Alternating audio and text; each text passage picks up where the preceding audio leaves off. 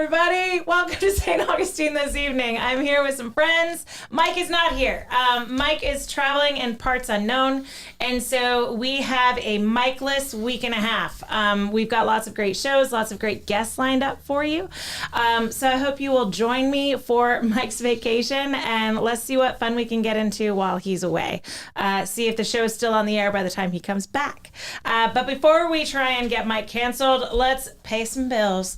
So I've got SolarStick. They were established in 2006. SolarStick is a local portable power company proudly committed to American manufacturing, constant innovation, and creating jobs right here in St. Augustine, Florida. SolarStick's focus on providing solutions for self-sufficiency helps users all over the world complete missions and save lives. SolarStick. Changing lives, saving lives, and reviving American manufacturing. We also have South State Bank. The team at South State Bank is a group of bankers you can count on. Their approach to building long-term relationships with their customers is the best in the business. And if you are looking for a banking relationship you can depend on, check out South State Bank. They've got 3 locations to serve you in St. Augustine: State Road 312, State Road 16, and on the beach. You can also visit their website, southstatebank.com. They are a member FDIC. All right, we've got A to Z. A to Z Roofing and Waterproofing offers free estimates and have been serving St. Johns County for over 20 years in the construction industry. A to Z offers painted metal roofs for saltwater area homes with warranties for up to 25 years. They offer shingle roofs with warranties for up to 50 years. They also install tile roofing, cedar shake shingles, designer roofing, and flat roof coverings. Recent job photos with material descriptions can be seen at A to Z Roofing and Waterproofing.com. Check out Chuck McCone and his team for all of your roofing needs. All right, y'all. We're going to get through this together. It's the longest read we have in the folder, so take a breath with me. Center yourself. We've got it. Get ready to sparkle with Blue Water Jewelers. Looking to add some dazzle to your life? Look no further. Blue Water Jewelers is your ultimate celebration destination right here in St. Augustine. Discover exquisite diamonds, on-site repair, custom designs, stunning engagement rings, and more. No matter your budget, Blue Water Jewelers has something special just for you. Their showroom at 500 Anastasia Boulevard in St. Augustine is a treasure trove of elegance and style, ready to make all of your dreams come true. Can't make it in person? No worries. They just a click away. Visit their website, bluewater-jewelers.com, and explore their curated collection from the comfort of your home. At Blue Water Jewelers, they believe in making every moment more beautiful. From breathtaking diamonds to unique custom designs, they are here to help you shine brighter. So why wait? Join them in the celebration of love, life, and all things fabulous. Come on over to their stunning showroom and visit them online today. Blue Water Jewelers, where elegance meets celebration. Now, I'm just going to go ahead and put it out there. I'm not forgetting, we've got the Jackie Hurd calendar with all of the amazing events, but the last week in February is slow, y'all. There is nothing going on but Leap Day this week. So, there aren't any special events this week. So you're not going to see much from the Jackie Hurd calendar. We do have the community update. We've got a couple of different tips for kids events. Blue Water Jewelers will be at Black Fly on March 5th. They're going to be there from 5 to 8. So go and support Tips for Kids. Have dinner with Blue Water Jewelers and Black Fly. We also have the Jim Priester for Sheriff campaign kickoff. That is this Thursday from 5 to 8. It's at the St. Augustine Shrine Club. You can RSVP at kelly@priesterforsheriff.com. If you want to go to that, we definitely encourage everyone to go out and meet all the candidates. We are not endorsing any of the candidates. If they give us their events, we want to let you know because we want you to get involved and know who is going to be on the ballot and who you're voting for. Now, our friends at Task Force Hydra 1 sent us the information for their fundraiser dinner to celebrate the completion of their second annual long distance paddle. This is 50 miles of open ocean paddling from St. Augustine to Mayport. This year's venue will be held at this this year's luau will be held at the Mark Lance National Guard Armory.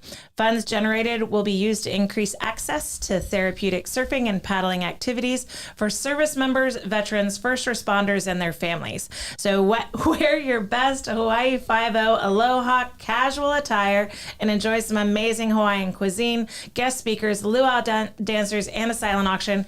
This is absolutely an amazing event. I had so much fun last year. Definitely come dressed and ready for fun.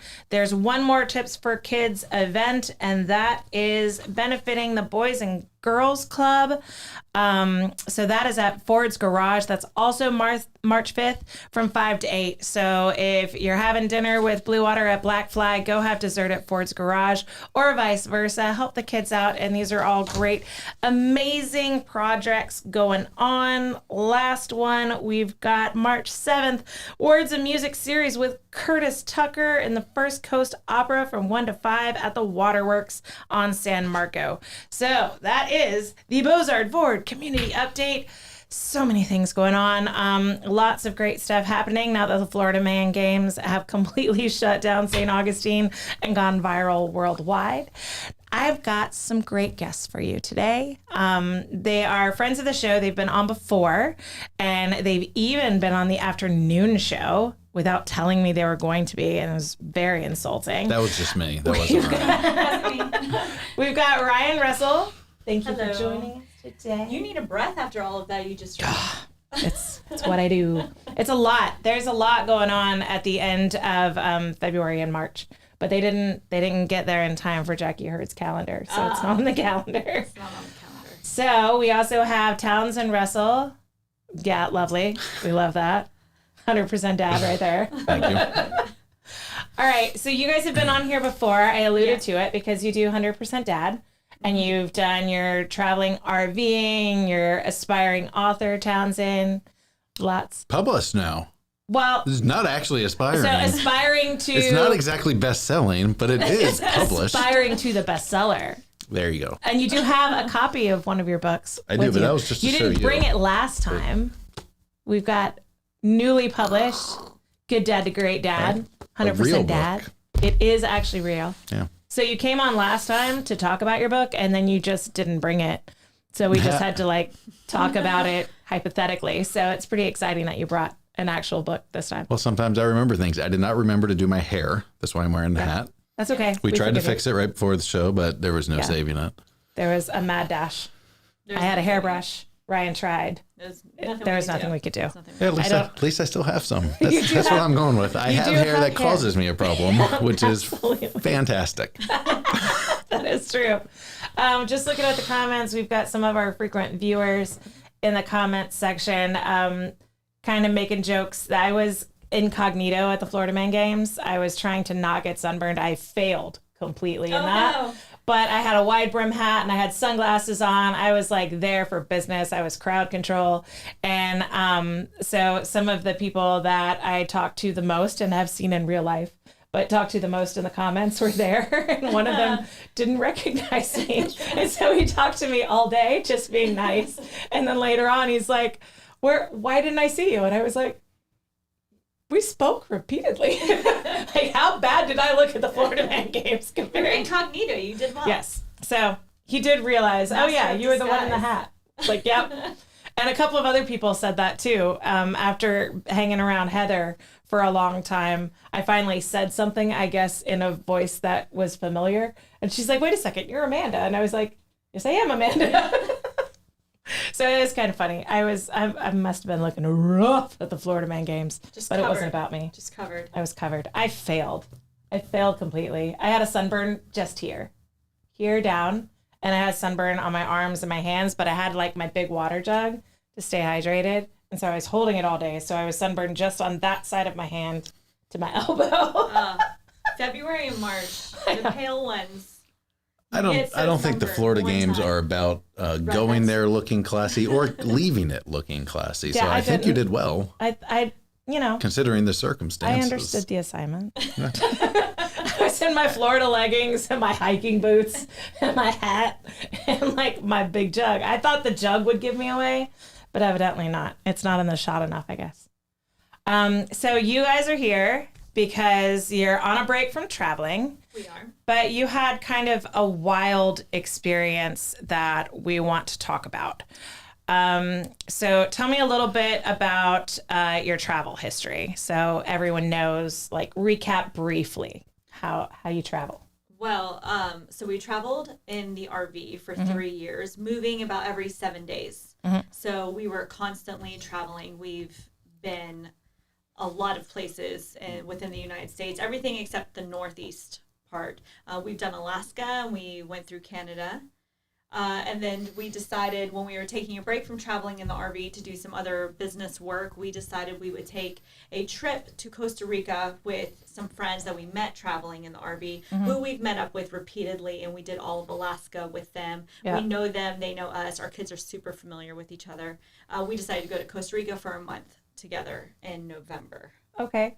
I love Costa Rica. I mean, I've spent a month in Costa Rica. It's fantastic there. It's beautiful. It is. I think we had different experiences, yes, Amanda. You did. Well, the country itself is beautiful. It is. It really is. The country itself is beautiful.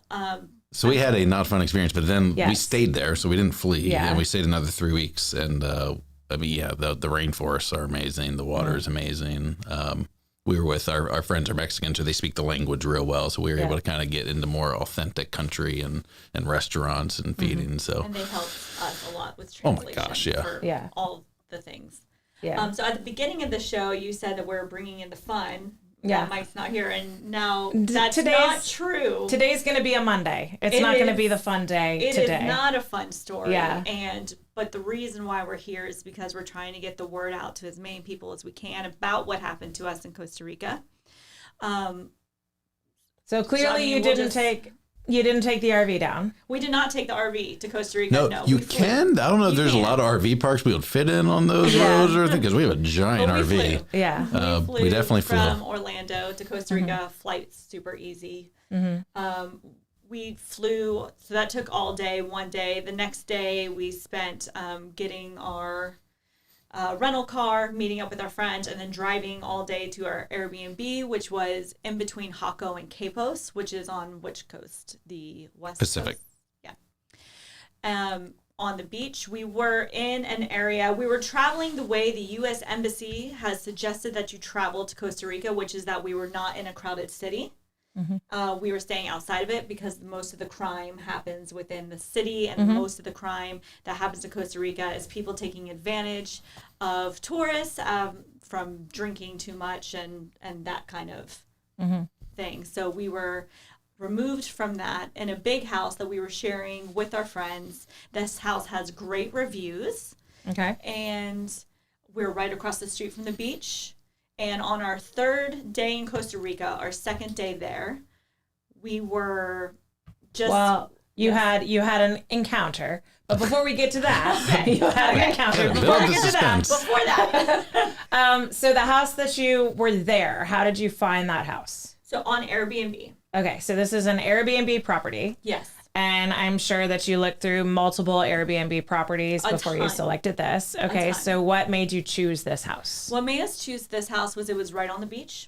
It was big enough for all 10 of us, our family of 5, their family of 5, that it had a pool, and that it was I'm going to say compound, but that's not the right word, but it was a fully fenced in little house with a yard so our kids could run around and play while being fenced in, because our friends that we were there with had a younger child who you couldn't just let be outside if they weren't in a fence. So, it just looked like a really great fit. And plus the reviews are fantastic. So that's one of the benefits for Airbnb is that you can read reviews from people that have stayed in that house. And look at their pictures and get their experience. So unlike a hotel where you can read the reviews and maybe they were in a different building of the hotel and you get the one that hasn't been renovated yet and it doesn't match that. You're in the actual property. You're in the actual house that people are reviewing. You get to see people's pictures. So you're seeing just glowing reviews of this Airbnb house. And this is, I would say it's a compound because it did have a private yard. It did have a fence. You had someone that came to check on you. there also. The owner of the house lived nearby. Do you remember how far away he lived? I think he lived in Hot Coast. That's about 20, 30 minutes He away. lived nearby enough to where he met us there when we first got there, and enough to say, hey, the microwave's not working. I'm going to swap it out in a couple days. Also, I come and take care of the pool, so I'll be in 2 days to clean the pool, those kinds of things. So the host was nearby. All right. So you have the security of Airbnb and them putting their stamp of approval on this property. Yes. You have all of the reviews that include pictures. You have experience with Airbnb, so you're expecting to have that Airbnb experience that you've come to expect. Like, it is what it says it is. And you have the host that's close by, which also helps, lend some peace of mind that he's involved at this property and that he's going to be in and out. So if there is a problem, you know who to talk to and he's close by. So I'd imagine that gave you a lot of peace of mind traveling to Costa Rica with your children. He was also a very responsive host. So if we had any questions, he was constantly answering. It's not like I was waiting for days. So it seemed like this was going to be not just a safe place for us to be, like a great place for us to be. Also, it's Costa Rica. Costa Rica loves, lots of Americans go to Costa Rica. It's like a common place for us to travel, and it's a very common place for people to go, and we've only ever heard super great things about Costa Rica. Yeah, I kind of feel like once parts of Mexico became sort of synonymous with spring breaker craziness, then Americans that weren't looking for that party scene were looking for other places in Central America to go. And Costa Rica really is known for being a beautiful place. That's where our intrepid host is right now. He's in Costa Rica and he goes there frequently. Like I said, I went to Costa Rica. I went there as part of a school trip, and we were part of a research project. And so we were sort of the January relief crew that gave the regular researchers and research techs a break. And so we would come in for like 4 weeks. And so I had a wonderful experience in Costa Rica. We were right on the coast of Panama, Pacific coast. And but we did have rules. We had rules to follow. We were not allowed to leave our cabins after a certain period of time at night. So you couldn't walk past a certain part of the road after dark. And if you found yourself out past a certain time, it was get back fast, keep your head down. So we knew the rules. And as long as we stayed within those rules, we knew we would be okay. And so we had a family that was there that could speak the language. Obviously, they were locals, and they helped us out. So I felt very safe there, even with those rules, because I wasn't going to break them. I could drink at the cabins. I didn't need to go anywhere else when we were off. But so it is known for being a very, safe and welcoming place to Americans. And we followed all of the rules, I feel like, that you have for traveling, such as don't flash money. Don't act like you're a big shot. Don't do what we do in America, which is show off. We don't wear fancy clothes. We don't wear name brand things that stand out. I didn't bring. You don't pull your wallet out with loads of cash, and you don't try to impress people that you meet there where you're staying, what area you're staying. None of those things. We were driving rental cars that were the average rental cars. There was nothing. We followed all the rules. You weren't trying to make a show of being the rich American that was in town. Because that happens. People go out to bars and they'll make a big scene, try and pick up girls, show them about how much money, that kind of stuff, or just show off because it makes them feel good, and then that makes them a target. Yeah, absolutely. Now, I will say the embassy changed their security ratings recently, about a few months before we went. So when we booked, it was a level 1, which is normal travel. By the time we got there, we just didn't know it had changed. It's shifted to level 2. So they're saying travel with caution. Level 3, I think, is we recommend not traveling. Level 4 is do Don't not. Go. So they're level 2 because they are having an increase of violent crimes against American tourists. That is becoming a much more common thing. Okay, and that changed right before you guys went. I think that switched in July, and we went there in November, but we booked in May before it was that way. I did all my research for the trip in May. In July, they changed the status. Yeah, it was a travel advisories or what a security travel advisory. In November, we took the trip. Okay. So you guys did everything right. it sounds like. So you've traveled, you've got your rental car, you're at the house. You have a first couple of days. They're great. You're settling in. Yeah, so we had one night at the rental house. That was the first night. The first night we got there, where we... So get in, pick your rooms, unpack, get dinner made, and then settle in, go to bed, wake up, do things next day. Yeah. So the next day, our second day there, we woke up and, we spent the day hiking in Hakko and then going grocery shopping for all of our groceries. We came back, we made we made all of us a big dinner on the grill. It was like a big thing. All 6 kids are running around and the men are at the grill. Mireille and I were in hammocks. And then they started to get their youngest to bed, who's 5. So they went. Are we ready to tell the story? Should I tell the story? No, can we sidetrack? Because the burgers, so I made burgers. I made like a blended meat burger. You think this is going to be a good story. Their meats are different in Costa Rica. Like their ground beef is not ground beef you get in America. It's like, it's like tendons and like 400-year-old cattle. We just needed a little bit of time to get used to it. Like at the grocery store, like when you're looking at the meats, I'm like, that ground beef just doesn't look right. It doesn't look like American ground beef. I don't know what they're putting in there, and it doesn't taste the same either. Yeah, it was a great dinner. It was a good dinner. I did a blend of meats because I was looking at that. I'm like, that's not going to come out how we expect it to come out. So I did like a blend of what we could. It was a very long ordeal, this dinner. Yes. Well, and going to the butcher shop and trying to figure out what's what. Yeah, I know res is beef, but like I don't know all the different variations of it. And like I was a Spanish speaker, but things don't translate directly. They're Mexican, so it wasn't a perfect translation on like what's culturally known there and what he knows. So anyway, we did figure out the burgers were solid. They were great. So here's my next thing. I just had a sidetrack because it made me think of it, and I like to bring a little levity to a conversation. Freezers at the grocery stores. Do you remember this? Yes. It drove me crazy.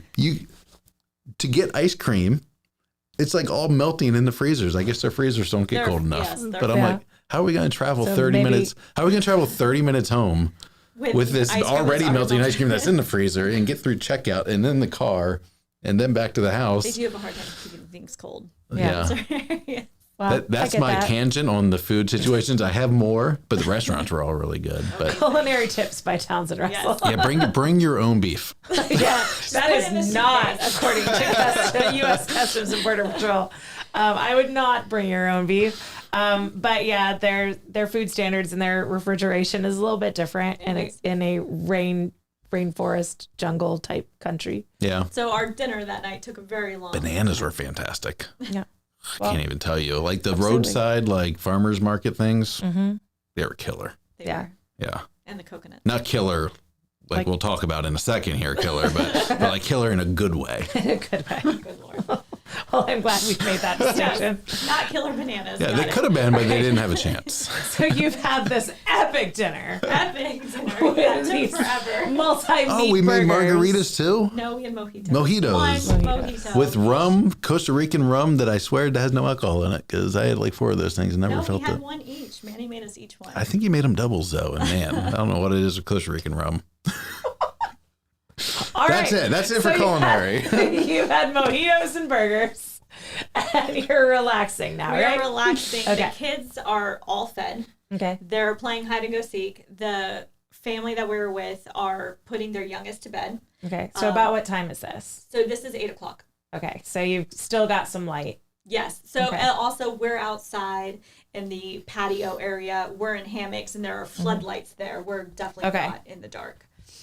So I think I have some pictures. So you're out on the patio. Yes. And the hammocks here. In the hammock. Mm-hmm. And so I see floodlights there. So it's light. The kids are still playing in the yard, I believe They're playing in the yard and in the house. They're running around everywhere, playing their version of hide and seek. Hide and go seek. Mm-hmm. And one of the girls from the family that we're traveling with was outside with us because it was her turn to count. Mm-hmm. So we are in the hammocks just hanging out, and it was the most relaxed I had been in a long time because, it takes a lot for moms, and I'm sure for dads too, but I can only speak for moms, to get us to this point, to get us to, we are finally in the Airbnb. We're finally all fed. Mm-hmm. We've gone to the grocery store. We have unpacked.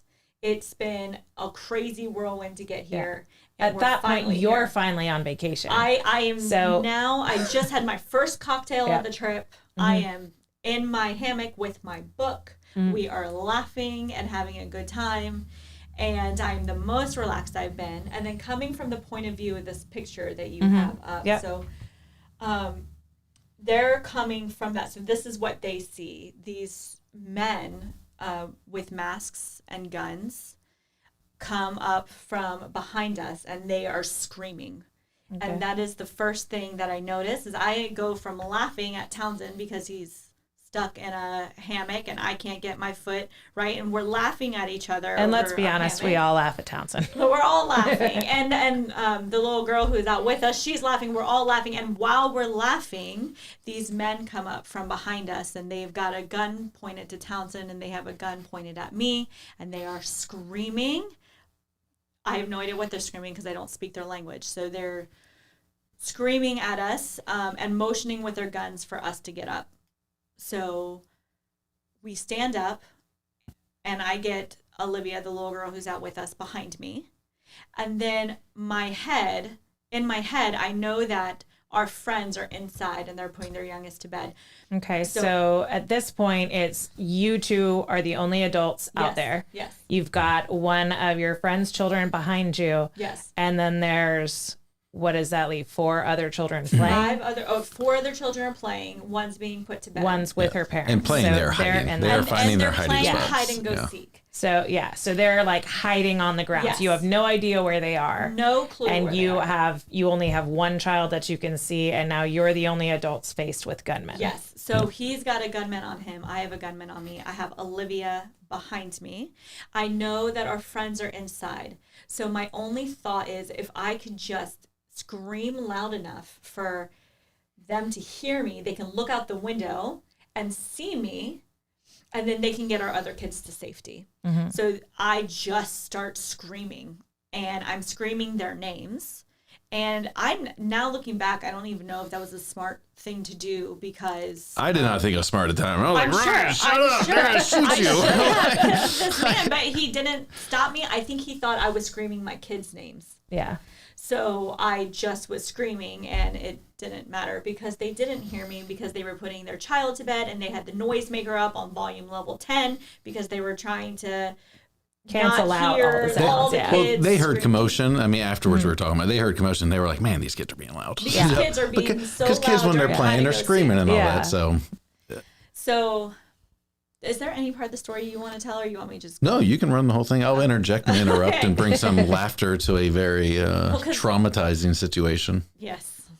So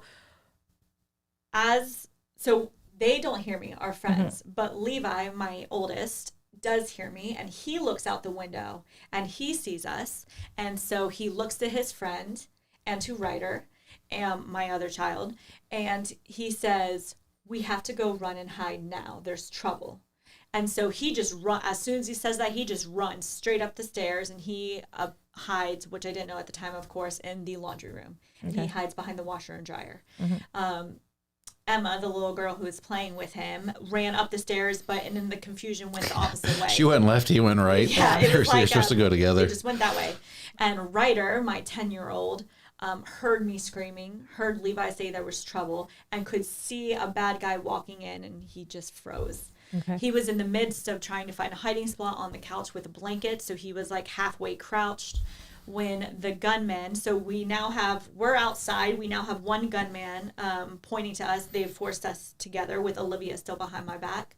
And the other gunman goes inside the house and finds Ryder. Okay. And so puts the gun straight at Ryder's face. Mm-hmm. How far away do you think he was from him? I don't know. We're slowing down how the chain of events that happened here. Everything was happening so loud, so fast, so chaotically. I got Ryder's attention. I think when he froze in that moment, I don't think he was actually hearing anything. So I was able to get his attention, just motion him to me and just, get him beside me. So from Ryder's point of view, he did freeze. He stopped hearing all things. Yeah. And which is a legitimate trauma response. I mean, there's fight, flight, and freeze.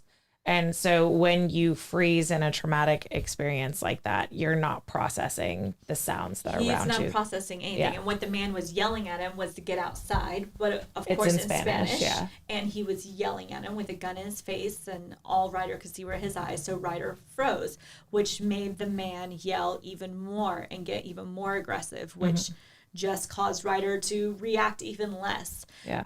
Luckily, Townsend did his super calm dad voice and got real low in his voice and got Ryder's attention with his hand. And so Ryder could see Townsend over top of the gunman's shoulder. And so saw Townsend beckoning to him. So then Ryder came outside. And so then it was the four of us outside with me, Townsend, Olivia, and Ryder. So now there are 3 kids unaccounted for still. So now we have, 3 kids who are hiding and the one who's being put to bed. And then it's a shuffle of things, and these gunmen were not extremely organized, and they're yelling at each other, and they want us outside, then they want us inside, then outside, then inside again. And they get us inside.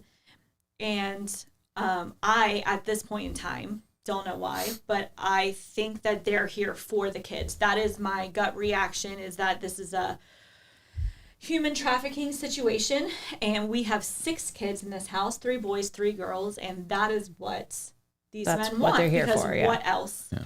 It's funny because I never went there. And neither did the other parents, neither did our friends. Yeah. It's just me. I'm the only one who went that way, but that's where my head is. So right now, at that moment, all I hope is that the other kids stay hidden.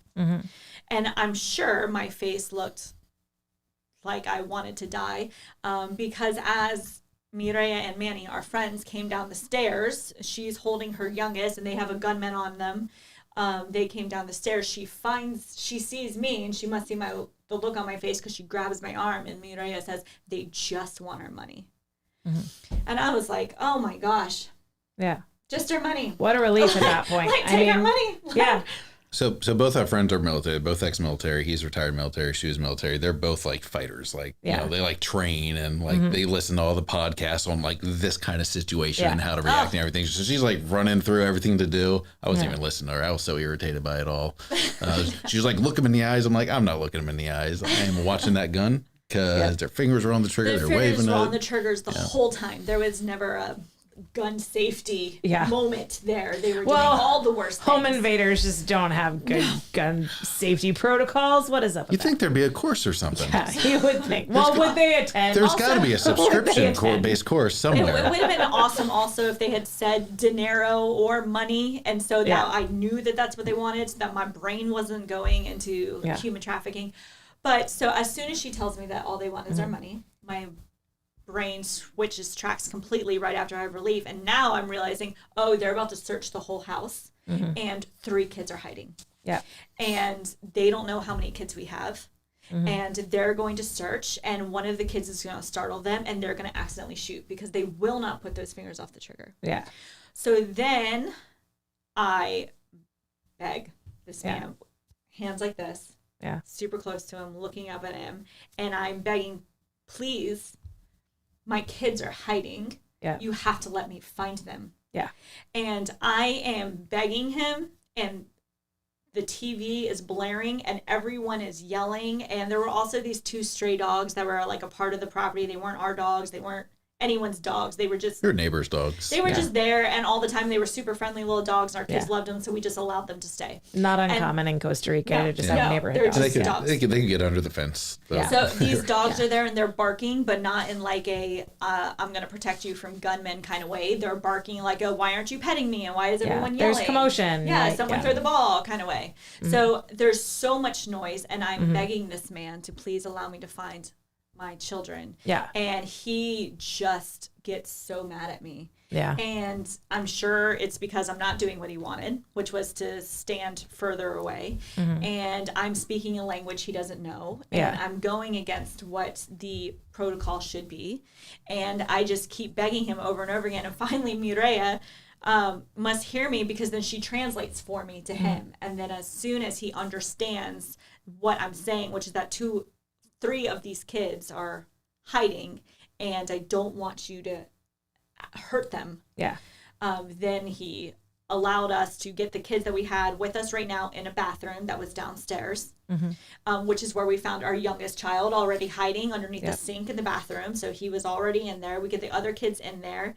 And then he allows Townsend to stand on the stairs and to call for Levi at the same time that he goes up and looks for Levi. He finds Levi behind the washer and dryer. There were two different gunmen at that point. So one gunman was still searching the house, which they did pretty quick, which made me think they were pretty familiar with that layout. Yeah.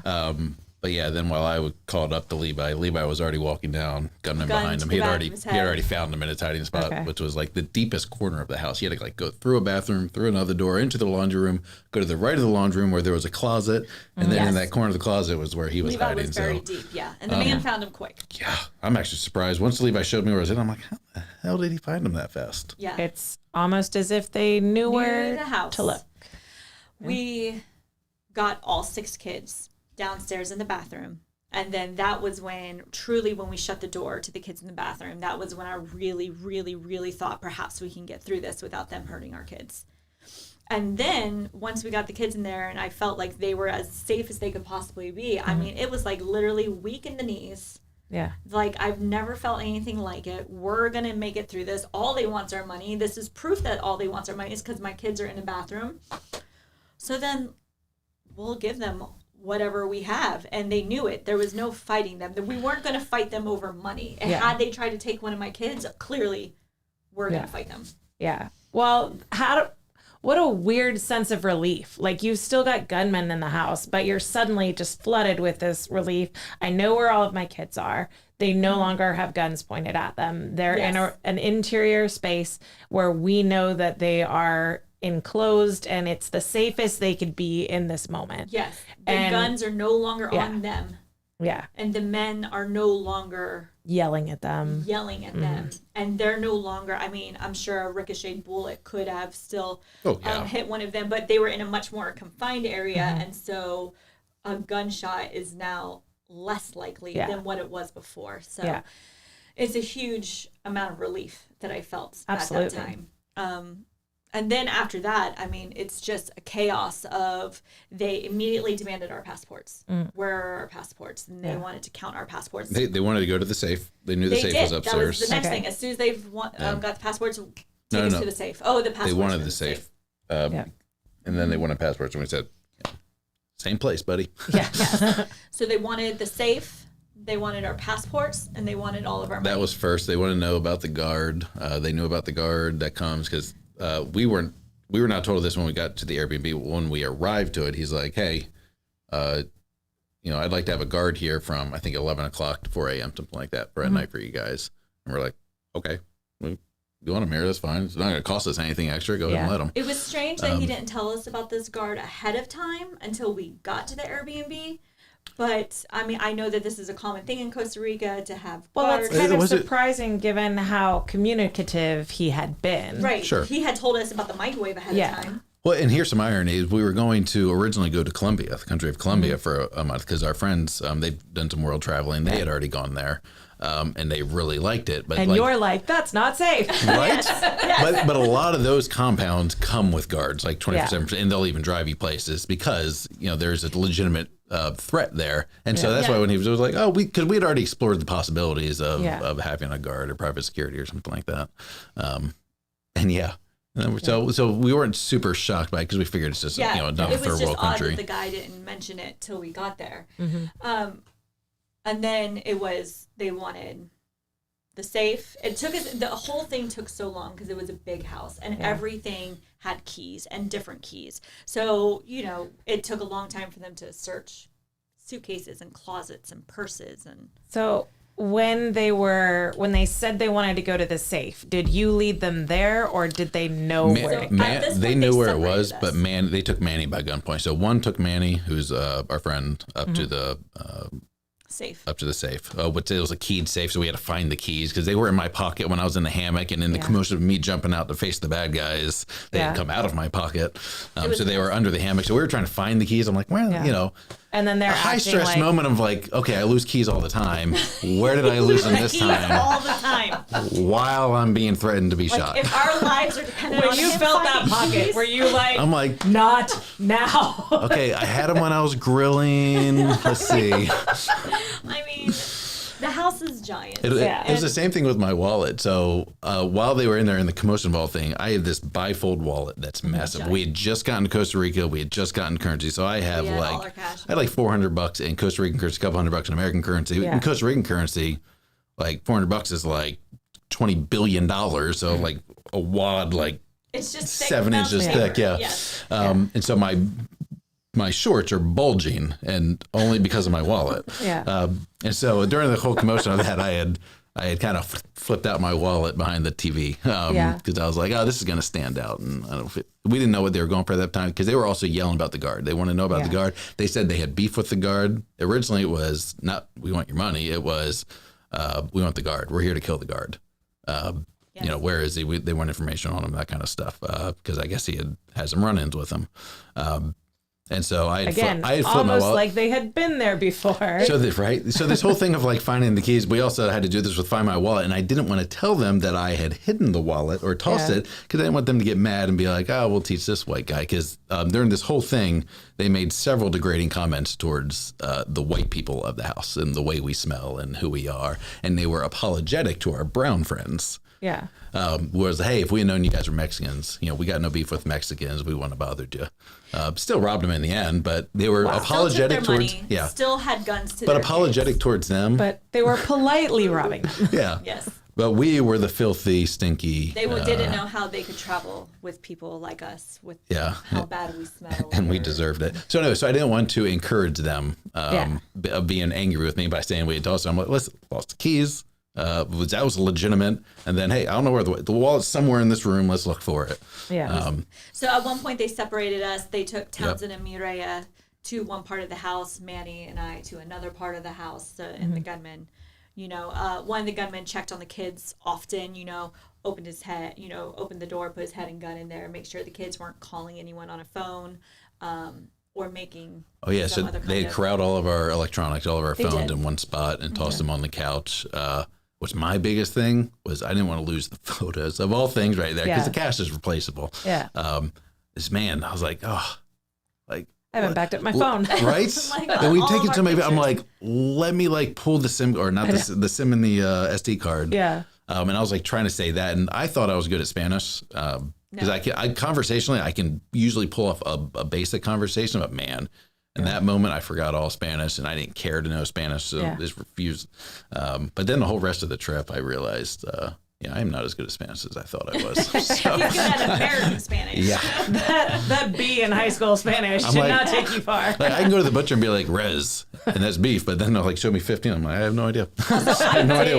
I did have a really sick thought at one point during the whole thing. I was like, Duolingo did not prepare me for this. And I was so annoyed. Yeah. Like, Duolingo needs to add just a section in there like, hey, give me all your money. Traumatic responses. Yes, like here's if you're how in you a trauma situation, I know this how is to ask for the bathroom. I know how to ask for 5 waters. I could not decipher. Biblioteca. Could not figure out this section, and he wouldn't let me pull out my phone to use the translating app. So it was just a mess. So it took 45 minutes, the whole thing. Yeah, I think it was 45 minutes to an hour. One of the things that I also want to point out is that they didn't take anything that belonged to the Airbnb.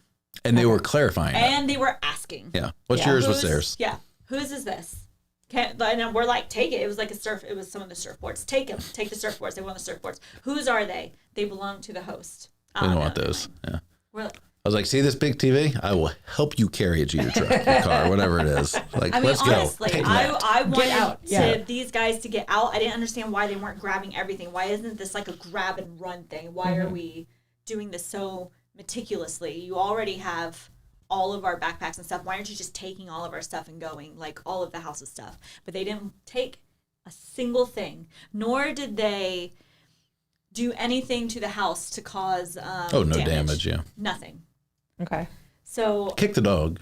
Oh, he did kick the dog off the steps, sent it flying, hit Ryan. Which I thought was very strange because the dog wasn't doing anything at that moment. The dog didn't do anything at any moment. But when he saw this dog, he just got so angry and he just kicked it in the ribs, and it kicked the dog so hard that it flew up and hit my legs with enough force to where it pushed me back. So it sounds like has a prior grievance with the dog. I didn't think that at the time. We all said that immediately afterward, like he knew that dog. Because at one point I just remember this too. There was one of the water bottles like on the counter that was full. Like he chucked that because he was pissed off at the time, like yelling, screaming, and the dog was yapping. He chucked the bottle at the dog and hit it. And so I thought at the time, I thought he was gonna shoot those dogs. I thought he was too. So after that happened, just so all the dog lovers out there know, we took the dogs and put it in the bathroom with the kids. Yeah. Because I was like, this dog is for sure going to get shot because this man hates this dog. Yeah. With that being said, Mireya has told me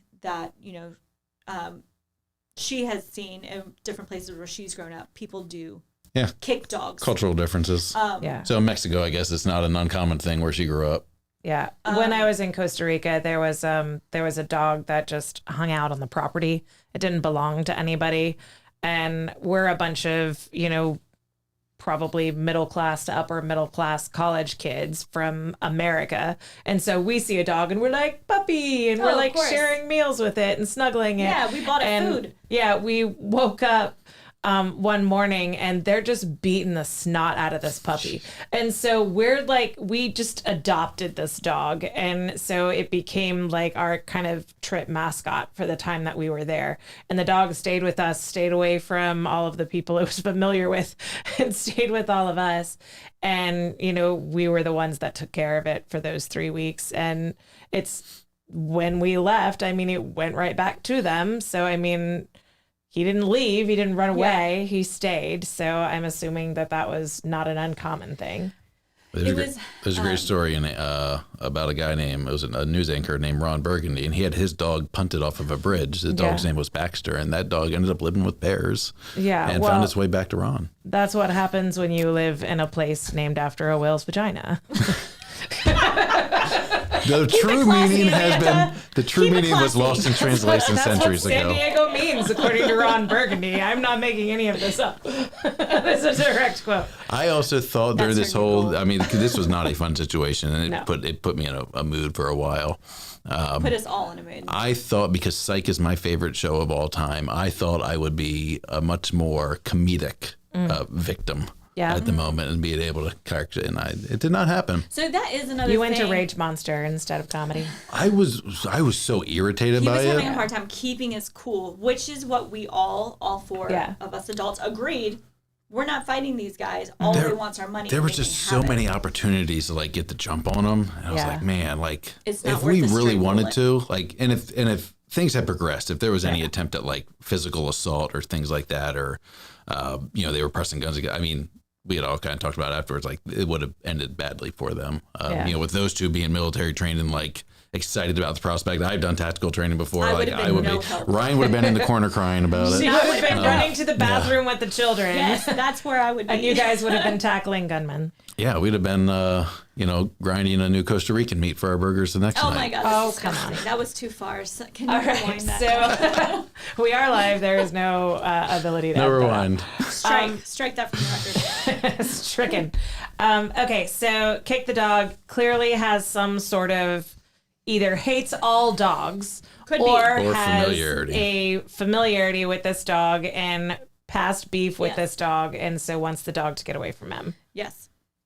So dogs are in the bathroom, and you guys are still separated at this point. Their big thing was white man's wallet. Yeah. So we're still searching for Townsend's wallet. Okay. Also, they were checking all the luggage and all the. So the lesson I've heard is you need to be more careful with your things, and the gunman will leave faster next time. No joke. The rest of the time, the rest of the time we were in Costa Rica, I just put all of our valuables right by the door with a note that was, if you're breaking in to steal, here's all my stuff. Yeah. Just no need to come in. Take this. Just no need to come in. Here's everything. Here you go. It's like when we have company, I have a note that we hang on the door if a bunch of people are going to be coming over. Don't knock on the door. You're going to get the dogs involved. Just walk in. Yeah, it sounds like you had just a go bag. Just here you go. If you're stealing from us, just take it. Yeah, it was ridiculous. Well, it's not like they had locks. Yeah, I know. There's little indoor closet locks in America are their main lock for the doors. I like all future places. Yeah. Security is not superb. At all the places we stayed. And that's not just this one, it's the other ones. Where did we end? So it ended with them wanting to lock all 10 of us in the bathroom downstairs. This is a great time for me to add, there's no air conditioning. Yeah. Oh, no, we found the wallet. We found the wallet. They found all the stuff. They tore the place apart. They didn't take any of the electronics, which was good. Because they kind of said it was a tracking issue. Yeah. Okay. That was what they had told us, was that. I was like, you betcha. I would track it too. I'm totally tracking. They were looking at our GoPro, which is like a brand new GoPro. So it was like a $1,200 GoPro. I'm like, oh man, that one's gonna be painful. It's gonna sting. They didn't take that one. They ended up taking we had a DJI Osmo, which is a great camera. But it was expensive 4 or 5 years ago when we bought it. And by expensive, I think it was like a $400 camera. And it was but it's because it was in the safe. Yeah. And so they took that one. But buying that used right now, you can buy them used for like $150. Like it's not that expensive of a case. So they took that one and the cash and some beer. But that's and some earrings. I was like, it was all just costume jewelry. Yeah. I didn't bring any real jewelry, but they took all the jewelry that they could find. My joy came from the fact that they took the wrong camera. Yeah. I hope they Googled that afterwards. Like, what was this GoPro 10 thing? Like, dang it. They said they didn't want the GoPro because you can track GPS. That too. Yeah. I don't know if that's true. I don't know how to track a GoPro, but someone might. You don't have to tell them that. Keep that to yourself. And we did. So they take, they specifically wanted your stuff. So they're definitely looking for White your man's stuff. wallet was a repetition. I'm like, I don't have it. Like, check my pants. Like, no bulges here. Zero. None. But they didn't take his wedding band, which they didn't go for your wedding band. I would have fought over that. I think that would have been a deal breaker for me. I've had to, it's not very expensive. We got married when we were 12 and I've had it since then. So never comes off and it's just my ring. I had to pretend it's stuck, guys. You want to try? Then they'd have to get close, and I would think I would have fought. Well, that didn't even happen. They never asked for it. So then they told us all to go into the bathroom. They were going to lock us in there. Manny was able to talk to the gunman out of that by saying, hey, there's no air conditioning. One of his daughters is prone to anxiety. Okay. And he is now worried we're all going to be stuck in there. She's going to have an anxiety attack. We won't be able to get her the care that she needs. Also, we have not fought you guys at all. We've done everything you've asked. You have everything you want. We're clearly not going to come after you. Yeah. Please we'll all go in the bathroom and we'll stay there. And then just don't lock us in. Yeah. And so they agreed to that for us to stay in there for 20 minutes. There was a ton of threats and gun waving about if you call the cops, we'll know. Yeah. We'll come back. All sorts of threats. Had we had any sense at the moment, and this is a hugely high stress scenario, so you're thinking right, but you're also not thinking right all the time. In retrospect, they couldn't have really locked us in the bathroom. They locked from the inside, not the outside. So unless they found rope, I don't know where they would find it and tied it off somewhere. They knew the house better than we did. Yeah, that's true. They could have. They might have had a stash somewhere of a way to pull it. Maybe. We don't know. Put some screws in the door. So they left. I think did they make themselves some food? No. I thought they might have made themselves some food. No. I felt like they were in the kitchen for a long time. They grabbed a case of beer. Well, they were talking with their Mexican friend, Manny, who was our friend. They were very social after they gotten what they want and they were about to leave. He was he was trying to keep him really calm. He did a good job on that. He did. Yeah, I will say they were extremely emotional, and Manny and Mireya both did such a great job of just talking real low, dialing it calm. down. We're not going to fight you. No problem, brother. No problem. Hey, hey, what you need? Yeah, we'll do what you want. And it's one of those things where this whole thing could have been worse in about 100 different ways. Yeah, absolutely. I can't even let my mom brain go into all the ways this could have gone wrong. Oh, sure. One of the ways this could have gone so bad is if Manny and Mireya hadn't been with us.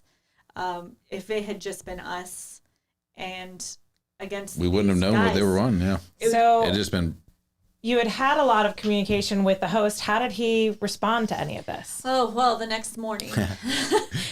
He showed up the next morning to treat the pool and the microwave. And we were, of course, packing up by that point. Because me and Manny didn't sleep the whole night. We kind of stayed up on guard. Townsend and Manny kept guard the whole night. Not that we could have slept even if we tried. So when he showed up, sweet Ryan here lit into this man. I was really angry because at that point in my head, which I think I'm still right. We were all convinced he was in on it. 100%. He's in on it. Yeah. How? Yeah. How? And so I lost it on him and just we have kids. I mean, honestly, we have kids.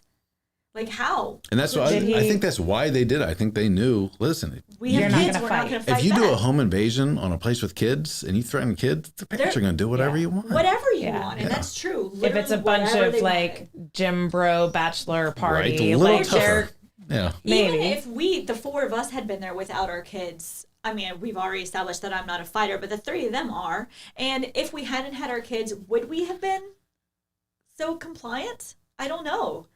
At some point, it's just money, but I guess it depends how everything goes. But it just makes you so mad when someone has a gun on you. Like, it makes you so mad that they're violating you in this way. I don't know. So after you rightfully have that confrontation with the host, what was your read? So Ryan, we sent Ryan back inside the house. I was no longer being helpful. I was a danger to all of those around me, and they were worried. All right, so you can put in time out. How did the rest of that conversation go down? So the conversation went pretty. I mean, he acted traumatized. I mean, by the end of that conversation, I was convinced he really felt bad because he said he was he's gonna go out to the gate and vomit, and he's just horribly. I mean, there were tears in his eyes. Yeah, and he said, this is over. We're not doing this again. The house has been robbed before. They've had home invasion. There was a sexual assault down the street. There was another home invasion down the street. This neighborhood's going to crap. He's getting out of Costa Rica. His daughter's graduating at the end of the school year, and he's going back to America because he was an American that's been living in Costa Rica because he got a girl pregnant 18 years ago and that kind of situation. So he said, it's over. This is shutting down. This is multiple times now. This house has been hit multiple times. This house is ever be in this house. So he admits that it's been hit multiple times. Yes, which was news to us. Yeah. So, but he looked genuinely concerned. It seemed genuinely concerned. I believed him. And I definitely believed him. And it wasn't until we went back a month or however many weeks later, a month later, and realized he still has the Airbnb up there after he said it's shutting it down. And so that's all of this that we've been talking about for so long. To anyone who's still listening, the whole point of me being here to tell you the story is that house is still on Airbnb. And that house still has a great rating.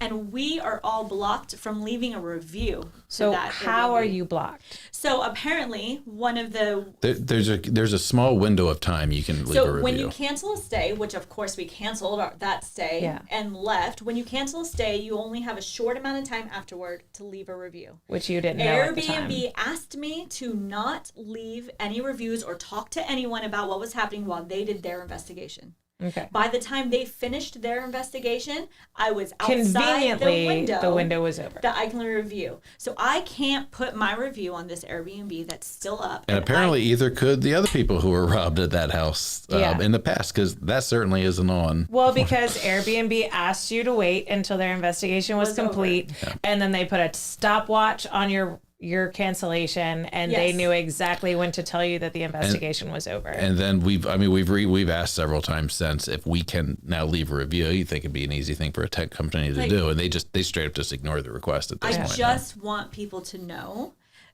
when they're going to this house, and I'm not saying that.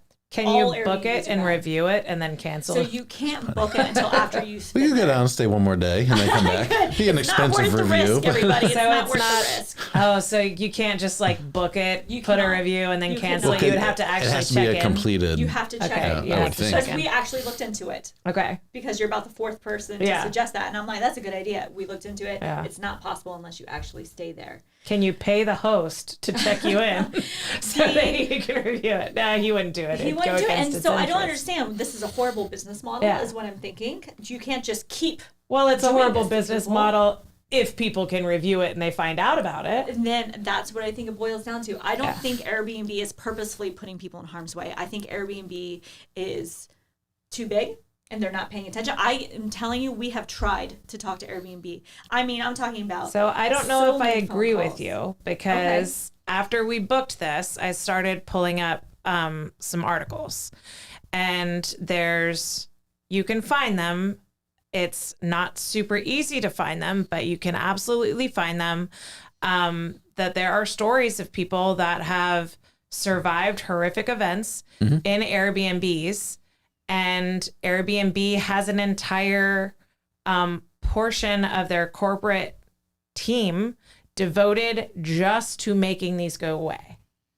And so there are stories of women being sexually assaulted. There are stories of, there being compromised keys. And so like they know once someone's checked in, they have a copy of the key and then they just enter and home invade that way. I mean, there are stories that you can find on Bloomberg and other websites, and Airbnb is accused in the Bloomberg article of using this fixer team to make these stories go away. Yeah, and this isn't Airbnb trying to get rich through home invasion. This is Airbnb trying to protect their image. Yeah, they need hiding these things. Their entire business model is that you can trust strangers. You can trust strangers to stay in their house. And if these stories we could trust them more if you would just shut down the ones that are problematic. Exactly. Right. But they don't see it that way. They see the headline Airbnb home invasion. Yeah. Airbnb gunman points gun and, there doesn't need to be headlines for that. We can be like, hey, you had a bad experience. We're shutting this one down. Yeah. Like this person has lost their ability to. So that's where I question Airbnb's motive, is that they would be more legit in this circumstance to be like, hey, humans are fallible creatures. We live in a broken world, maybe not going biblical like I just did, but like we get that you can't trust everybody. So if we find out that something shady is going on, we're shutting it down and we're ending it there. Right. And so if they had a track record of that, you wouldn't have these exposés from Bloomberg. You wouldn't have stories like yours, because it would immediately get taken down. You wouldn't need to fight their review system if the house was banned from their site. It's true, because I don't really want to talk about this. You know what I mean? Once we got back, I mean, therapy for everyone, truly. We're all still in therapy. And it's not something I am trying to get attention from or anything. The only reason I am here right now is because I feel like I just want people to know that this house is unsafe. Yeah. And I can't do it through the Airbnb avenue. So if I can just tell one person who would have booked at this house who's now not going to and is now safe, then it's worth me saying 500 times. I wish someone had, because clearly this house has been hit before. I wish we had known. Yeah. Right? Yeah. And we got more than one person, because we both, or she wrote a blog and I'd written a blog on 100 Dad site, and she just created a was it blogger.com or medium.com site. Has one blog that just ever. One blog. Yeah. And, I'm not a blogger. I think we've got about 5,000 or 6,000 people that have gone through and read that one and seen it and know the house now. Yeah. That this one house is not safe. And, I have friends who have Airbnbs. I know there are a lot of great people who have Airbnbs. I know people that host on Airbnb. And it provides income from them. And my friends are safe people. And I think it is a great business model. And I'm not overly concerned about United States Airbnbs. Like I've heard some sketchy things. There are, but I'm less... The ones I read were all United States Airbnbs. Oh, really? Yeah. Okay, so that's a new layer. It's and when you're in a totally different country and you don't know the legal system, you don't know the ramifications, you don't know if the police are in with the criminals or not, because that happens in third world countries. Yeah. Well, it could happen here too. Yeah. I mean, it could. Have you been to whale's vagina? 911 calls are being recorded at all times. There's a little bit more accountability there than you just don't even know what's going on in a third world country anyway. So that was. One other thing that doesn't have to do with Airbnb, I just want to say it in case anyone's wondering, because a lot of people asked us this. Why did we stay in Costa Rica? Because we did. We had a 21-day stay in Costa Rica. This happened on day 3, and we decided to stay. The reason why we decided to stay was because at this point, this was really all my kids knew about Costa Rica. We had gone on one hike, been in one grocery store, and then got robbed at gunpoint. Yeah. And especially Ryder, my middle child, the one who had the gun to his face for the longest, I didn't want him to associate Costa Rica and Costa Ricans with this one traumatic experience. Yeah. I wanted to try to balance it out with some of the positives. So I did not mean to stay all extra 21 days, but I did mean to stay for at least another week to try to get us. But then after that, I couldn't get us flights home because it was Thanksgiving week, and it was we ended up staying all 21 days. And we had some really great times in Costa Rica. We didn't sleep a wink. Townsend went on patrol every single night. We were with the Cortezes for 14 of those 21 days.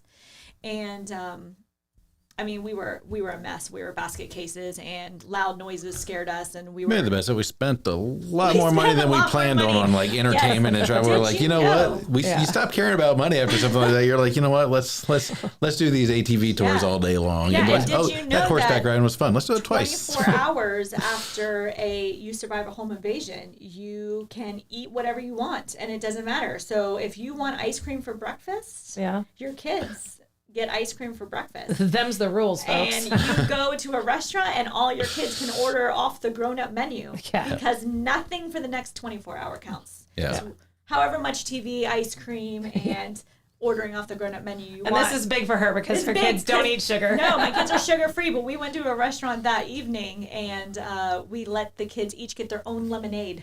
Yeah, that poor restaurant. That guy was. We ordered everything off the menu at the restaurant. That guy was we were working. like just broken. We were like the only family there, and that kitchen was like stacked for a while. Like the guy that was actually doing the cooking. After we sat down, we're paying the bill. I looked over. He's like at a 2-top table, just like. Like literally exhausted. So we went over and gave him a bunch of cash as a tip because we're like, we know that was a lot. We ordered everything off the menu. We were like, we want to try everything. Yeah. Just one of everything, maybe more. Come back and we're check just on happy us. we're alive. One of everything, please.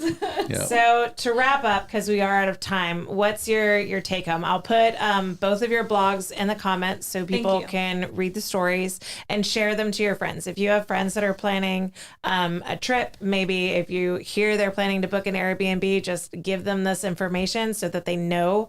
Don't wait if they're in a bad situation with Airbnb. Don't wait until they complete their investigation. Review immediately. Don't listen to their safety team and do what you feel is the appropriate thing, which would be immediate action there. So we will share that, but what are your final thoughts, your takeaways? We'll start with you, Townsend. Next thing from a practical standpoint is I would have split my cash up differently. I would have just split it up, have it in different pockets of different either clothes that are like, folded and everything because they won't search there, like in the soles of your shoes. If I split it up better, we wouldn't have had total loss. But again, money was kind of like the last thing at that point. But that's what I would do traveling with a bunch of cash or just carry less cash. That's just a practical standpoint. I don't even think I have a takeaway. There's like nothing. Sometimes bad things happen. Yeah. And I think my biggest thing, the whole reason here is just I just want Airbnb to pay attention to me. And I just want Airbnb to remove this one house that is unsafe. And I'm just going to try to keep telling my story. And if Airbnb won't take it off, then the more people who know, the better. Because at this point, it's blatant false advertising. I'm sure if I wanted to fund a 6-figure lawsuit against them, we'd have something of a case. It'd just be really expensive because, now this house is being advertised, and a lot of houses that they're having these issues are being advertised as safe, as family friendly, as no problems. Yeah. And really, they're suppressing them. As amazing reviews and everything that you can find about them is positive and paints a picture of it being a safe place for you to take your kids. And it's clearly not. When the host straight up admits that you're the last family this is going to happen to, it's happened to too many families. Yeah, and then keeps it going, and they're booked through the summer. So if you go right now to Airbnb and check it out, like you can see they are booked and they are staying booked. So I'm beginning to think that he was just a really good actor, and maybe he is in on it. At the very least, he's aiding and abetting because he's still bringing people in. He is to this still property. Allowing people there. So he says, you're the last one to your face. And we had this talk. I know we're running short on time because I didn't talk about it. I'm like, dude, we have electricity here. We have internet here. Like security videos would have been great. You have an alarm system that's not activated, but all the sensors are there, like an alarm system. You have a guard that's bringing them. Let's bring them in when they can actually guard, not 11 a.m. to 4 a.m., but either all day or when it gets dark to when it gets light. Yeah. There are practical things you can do. And then if his listing had said that, hey, we have alarm systems, we have panic button, we have security cameras, we have a guard there from all hours of darkness. That'd be a different story, but none of these things have changed. It specifically says no security cameras. It specifically says that they have not made these improvements. Well, that might be a deal he's made to stay safe in this situation. I have no idea. He might have a deal with these people that as long as there's no trace, then he doesn't get any of his stuff stolen and they don't come at him because, like you said, he's not far off. And if they're coming to this house frequently, we didn't show it, but there's a hole in the fence. That's clearly a hole in the fence. Oh, and they cut that and did it ahead of time. So that was knowledgeable. Don't know how long that hole was there. truthfully, we don't know. But I mean, it's a whole gated compound. I guess we assumed it was secure. We did. So he's presenting it in a way that this is a secure, safe place. Come give me your money. And he knows that this is a repeated problem. So that's where I'm saying I think he has to be in on it, at least to the point of him not taking action steps to avoid it. Yes, I agree. At the very least, he's not doing anything to stop it. He might not be in on it, but he is not stopping it. And I really believed him when we confronted him the next morning. I really did. Now, also, we hadn't slept, so maybe we just weren't thinking straight, but I truly believed him. But it is not a safe place. Don't go there. Yeah. To this Airbnb. You said, Townsend, that you have pictures of the house in your blog. So if you click on that, if you want to see the house, everybody, then go to Townsend's blog. It'll be in the comments as soon as we're done with this. Yeah. Exactly. All right. Thank you guys for being here and sharing your story. I hope all your future people are more fun and... Well, we have plans for fun guests too. Okay. This is the heaviest one. It's a Monday. We got a case of the Mondays on the evening show. Thank you for joining us. I hope that this was informative for you. I hope that this helps you in making future travel plans and just looking in more places than Airbnb for the reviews. Look at other sites. There are lots of sites that you can check. My dad is always searching for travel blogs on anything that he books for us as a family. And so I definitely encourage you, don't just look at the property's website. Definitely check additional sources. Do your research, folks. Have a good night, everybody. Bye. Good night.